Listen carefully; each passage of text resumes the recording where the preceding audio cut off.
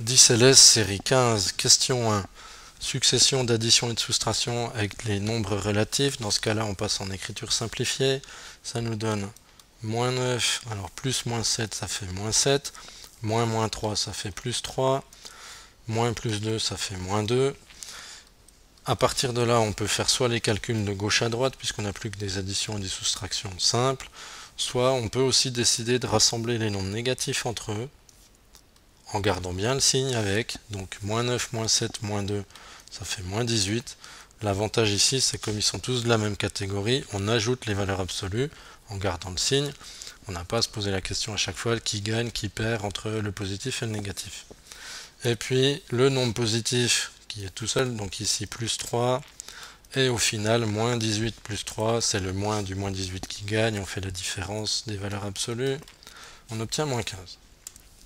Question numéro 2, moins 3 entre parenthèses au carré multiplié par plus 5 à la puissance 1. Alors moins 3 au carré, étant donné que le moins est dans la parenthèse et que le carré est une puissance paire, ça deviendra plus 3 au carré, donc plus 9.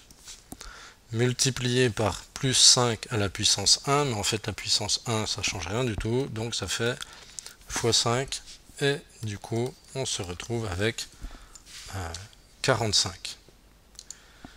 Question 3. Que doit-on mettre dans les parenthèses qui sont surmontées d'une puissance 2 pour avoir 121? En fait, on cherche tout simplement la racine carrée de 121, mais attention, il y a deux versions. Il y a la version positive, 11 fois 11 égale 121, mais on a aussi la version négative, puisque moins 11 fois moins 11, ça donnera aussi 121, justement, parce que la puissance est paire. Question 4. 4 fois 13 moins 3 plus 5 fois 6. Alors là, attention aux priorités de calcul. Donc d'abord, les multiplications. 4 fois 13, ça nous donne 52. Le moins 3, pour l'instant, il est isolé, on le laisse. Et puis, plus 5 fois 6, plus 30. Là, on peut rassembler ensemble les positifs. 52 plus 30, ça fait 82. On rajoute le négatif tout seul, 82 moins 3, et on obtient 79.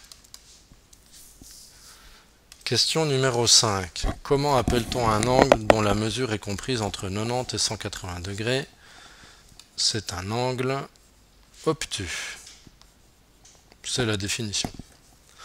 Et enfin, question 6. Racine de 49 plus 7 au carré.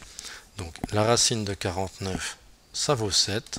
7 au carré, ça vaut justement 49. Et donc si on additionne les deux, on obtient 56.